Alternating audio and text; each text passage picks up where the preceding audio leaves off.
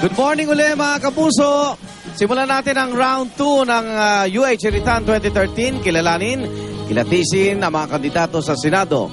At kasama pa rin natin dito ang mga kandidatong sina Lito David ng ang Kapatiran Party, ang independent candidate na si retired Major General Ramon Montaño, at ang isa po sa kandidato ng United Nationalist Alliance o UNA, dating Senador Migs Subiri. At round 2 na tayo. Sa round 2, ang ihirit po siyempre si Maring Winnie at ang bayan. Pero unahin natin, Maring Winnie Monson. Maring Winnie, si Lito David. Oo. Good morning, Lito. Kasama po namin kahapon ang inyong kapartido na si JC Reyes. Yung tinanong ko po sa kanya, kung talagang seryoso ang partidong Kapatiran, kasi pasulput-sulput na lang during elections. Kasi parang ayun ang nangyayari. And his answer was not quite specific. So itatanong ko sa inyo exactly ngayon. Ano ang ginawa nila ng Partido Kapatiran from 2010 to now para mag-increase ang chances ninyo for success in these elections? Marami po kaming ginawa. Katulad nung na-mention ni JC kahapon, nag-file kami ng mga indirect initiative sa Kongreso, no? Patungkol dyan sa control ng pagdadala ng baril. Kinwestiyon din namin yung mga ilang panukalang batas sa Senado. Nag-participate kami doon po. At patuloy yung pakikipaglaban namin noon laban sa RH law. In fact, Maring Winnie, kung ang pagbabasihan ay yung kaseryosohan, kami naman po ay matagal nang nakahanda, no? Yung aming kakayanan ay narariyan na. Inyo naman po mababasa yan.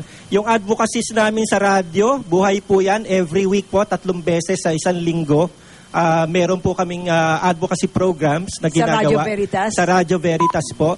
At sa ngayon po, kung ang pagbabasihan yung percentage ng aming magiging boto, mataas na po siya. Okay. Follow-up question because, you know, your percentage was, I think, 2% or 1%, no, last time. So it's kind of difficult to get up. Opo. Pero ang follow-up question ko po ito, kayo ay radio host, commentator sa Radio Veritas. Opo. And lahat ng ginagawa ng Kapatiran, dyan sa Radio Veritas dumadaan. Ang question ngayon is, gaano kalapit kayo sa Catholic Church? In other words, sa Simbahang Katoliko, kayo ba ay partido ng Simbahang Katoliko? Kami po ay hindi partido ng Simbahang Katoliko. Nagkataon lang po na ang aming pinaninindigan ay katulad ng mga katuruan ng simbahan, yung social teachings of the Catholic Church. Wala naman po itong pinag-iba doon sa mga katuruan ng ibang Christian sects, no? At ng ating mga kapatid na Muslim. Kaya po, yun lang po ang aming pinagkalapit sa Simbahang Katoliko. So may aasahan ka bang Catholic vote sa darating na election? Sasagutin ko ba yan ng 30 seconds? Oh, sige, 30 seconds. Na-prove naman po yan noong 1995. Si Senator Flavier is supposed to land number 1, but he landed number 5 after the elections, no, nung voting. Noong pong 2010, ang poster girl at poster boys ng Reproductive Health Bill ay natalo yung 3, no? Si Risa Hontiveros, si Nerius Acosta at si Congressman Biason. Nagpapatunay lang na may negative Catholic vote. At ngayon po... Okay, thank you, Lito. Salamat, Maring Winnie. Okay, Rhea, kanino manggagaling yung iba pang tanong kay Mr. David? Igan, ang magtatanong kay Ginoong David ay mula sa ating election partner, ang Philippine Bar Association, si Attorney Rita Linda Jimeno. Attorney? Sa aking mga nabasa, Lito, ang isa sa mga advokasya mo ay ang buwagi ng political dynasties. Napakahirap nito dahil alam natin na matagal na yung Constitution, hanggang ngayon wala pang batas na naipapasa. Ano yung mga nasa sa isip mong mga importanteng punto upang tuluyang mabuwag ang political dynasties? Sa ngayon po talagang magiging napakahirap. Meron po kami pamamaraan na gagawin, yung Direct People's Initiative, para magkaroon na ng batas na hinggil sa pagbabawal ng political dynasties. But more than that, Attorney, kami po ay naniniwala na kung ang mga political dynasties ay mayroong paggalang sa kanilang sarili at mayroon ding paggalang sa kapwa nila Pilipino, ay kung nakikita nila na, teka muna, ang dami na natin dito, sabay-sabay pa tayo, yung ethics na lang, no? Mas importante yon kesa sa nakasulat na batas. Hindi lahat ng bagay na dapat nating gawin ay kailangang isulat sa pamamagitan ng batas. Pwede itong sa sarili mo lang, paggalang sa iyong kapwa, teka muna, pabayaan na muna naman natin yung iba. Baka naman merong maging pagbabago sa ating bayan kung iba naman ang mamumuno. Yun po yung sa akin, personal. Yung ethics po, yung ethics ng bawat kandidato. Okay, maraming salamat, Lito David. Samantala, susunod po si Senador Mig Zubiri. Maring Winnie.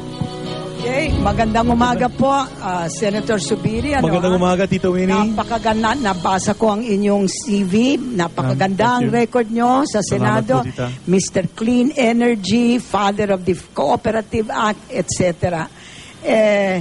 Pero meron rin kayong palayaw dito na Mr. Delicadeza kasi Opo, daw Tita. nag-resign kayo, no ha? Opo, Tita. Pero alam nyo, nag-resign kayo noong August 2011. Opo, Tita. And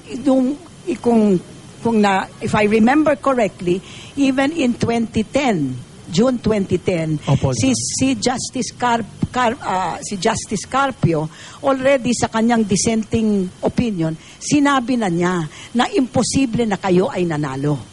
Kasi pinakita niya lahat. Pero it took you another year before you finally resigned. Ayan ba delikadesa? Or is it because alam nyo na darating na? Hindi naman po, Tito Winnie. Yeah. Tito Winnie, nung 2010, paglabas po ng decision ni Justice Carpio, siyam na justices kasama ng senators. Out of the voting, 2 lang po ang nag-dissent doon sa pagka-senador ko at 7 po ang nagsabi na dapat ituloy ko po ang protesta dahil meron po tayo mga ebidensya na napapakita na dinaya din po ako sa iba't ibang parte ng Pilipinas. At tuloy-tuloy po yung bilangan. As a matter of fact, Tito Winnie, nung pinoclaim po ako ng COMELEC, naglabas po ang Supreme Court ng en banc resolution. Unanimous po na nagsasabi ako'y dapat manatili bilang senador hanggang matapos po yung protesta. Pero hindi ko na po hinintay matapos ang protesta. Dapat February po 2013. Tinapos ko na po out of delicadeza. Sabi ko, mas mahalaga sa akin. Paglabas po na itong 2 witness na mabibigat, nag-resign na po ako sa position out of delicadeza, Manning Winnie. Follow-up question, Opo. Migs. Kung nanalo kayo at pumasok kayo sa Senado, ano po ang gagawin nyo tungkol sa nangyayari ngayon about the personalan na pagka-insultuhan ng mga senador? Kasi kayo ay delikadesa in integrity and honor daw. Ma'am, Tito Winnie, alam mo ako yung naging majority floor leader. Noong ako yung naging majority floor leader ng 14th Congress, hindi naman sa pagyayabang, kami pong nakapasa ng pinakamaraming Republic Acts. Isama niyo po yung 11th, 12th, and 13th Congress. Mas marami pang ipinasa namin sa 14th Congress. At medyo toxic pa rin yun. Ang ginagawa ko po, ang tinatawag na ice cream diplomacy. Pag nag-aaway po yung aking mga kasamahan, pinapakain ko sila ng masarap na ice cream para lumamig ang ulo. At yan ang gagawin ko pag makabalik po ako para maging kaibigan lahat. Sabi ni Senator Enrile, 2009 pa namimigay na siya ng sa savings. So nakatanggap ka rin, Opo. Senator Mix. Hindi naman ganun kalaki noong 2009. Magkano po yun? Pero alam nyo po, dahil sa Christmas season, nagpapakain po kami, nagpapamiting po kami, at yan ay dapat gamitin dito sa mga tinatawag natin na occasions na ganyan. Pero ang mali dyan, kung bubulsan ninyo ang MOOE, kasi yung maintenance at operating expenses, other operating expenses, ay dapat gagamitin at i-transparent yun, ipapakita po kung saan ginastos yan. Kung ako tatanungin, dapat binigay sa Typhoon Pablo po yan, sa mga victims. Noong time mo, magkano po? Less than 1M yun. At, 1 million. Alam nyo po kasi dyan po gagaling yung bonus ng staff ninyo. Okay. At yung mga provincial staff, katulad ko may coordinators po ko Opo. from Apari to Tawi-Tawi. Kailangan Okay. bigyan po ng bonus yung Okay mga na po. yan. Tanong ko Salamat lang po magkano. Okay, Rhea. Alright, ang magtatanong kay Senator Zubiri mula sa ating live audience, si Joanna Rose Cudal ng Interface Computer College, Caloocan. Hello, Joanna. Good morning. Good morning, sir. Morning po. My question is, are you pro or against the cybercrime law? Ay, against po ako dyan.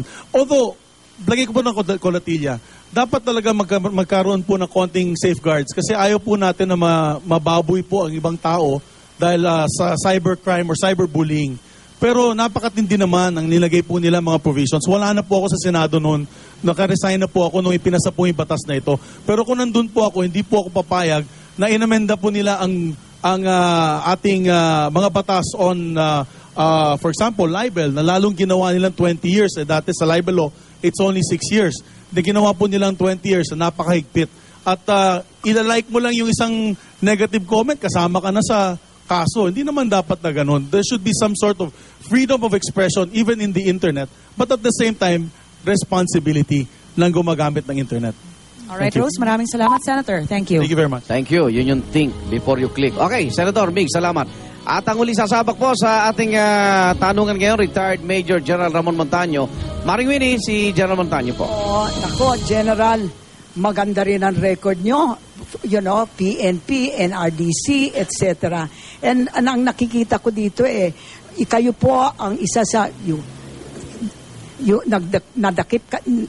nagdakip kayo ng mga kidnapper, etc. At saka kayo po nag-capture kay Gringo Onasa noong 1987. Since then po, wala na po ang mga militar na, who have been captured. Si Palparan is still out, etc. General Lacson was never captured. Ano po ang diferensya ng inyong pagpapatakbo noon at saka yung patakbuhan ngayon? Bakit ganon? Excuse me,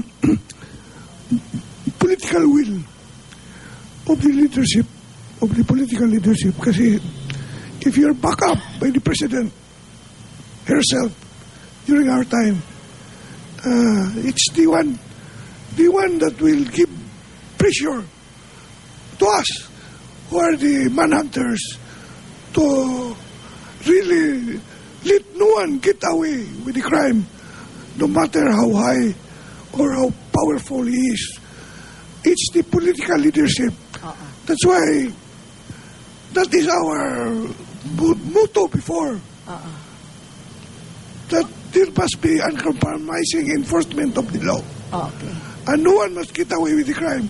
That's why ang major trust namin was on the manhunt. We must hunt down all criminals. I do not know why they could not do that. Political will. Sir, this is not yet my follow-up question. Ano bang nangyari sa boses nyo? Ay, Diyos ko. Ano ba Can yun? you please tell us? Because all of us are wondering. Ano nangyari? Sa lamig ng panahon ba, General? Hindi. Ganyan ba talaga? That's how you sounded before. Kagabi lang ito na wala. Aba, na-excite ka? Okay. Nice. Natakot. Natakot. Maring Winnie, Ito ang follow up. follow-up question ko po sa inyo, Nung nag-retire po kayo sa service, magkano po ang pabaon sa inyo? Wala. O ba, wala, hindi pa, wala pang practice na gano'n ng pabaon? Retirement. Retirement pay lang namin. Wala kayong pabaon? Wala. Kagaya ni General Garcia, ni General Reyes, etc.? Yeah, wala.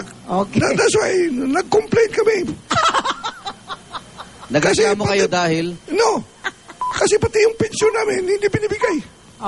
At that time. That's why we revolted. Okay, thank you. Ang others namin, 18 billion. Okay, maraming salamat, General.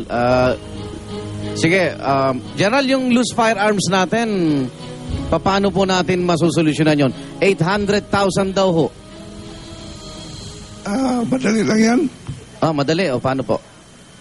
Again, it must be the police must be given the real power to collect all firearms. Marami na tayong amnesty because ang principle namin, firearms that are registered are better than those out there. And it's very easy. Just tighten up again on the law and the enforcement of the firearms law. Okay, so pagpatupad pa rin ng batas ang problema natin. Okay, Rhea, sino nabunot natin kay yung ikalawang tanong? Yes, Paano? kay General Montaño, Ayan. magtatanong si Dr. Alvin Angyang ng Go Uste, University of Santo Tomas. Magandang umaga po, General. Una-una po, salamat po sa pagpunta nyo kahit po ganyan po ang inyong boses. Ang tanong ko po ay related po sa tanong din ni Maring Winnie. Nung pong panahon na kayo po ay ang chief ng PNP at sa ngayon, ano po ang pagkakaiba ng peace and order situation?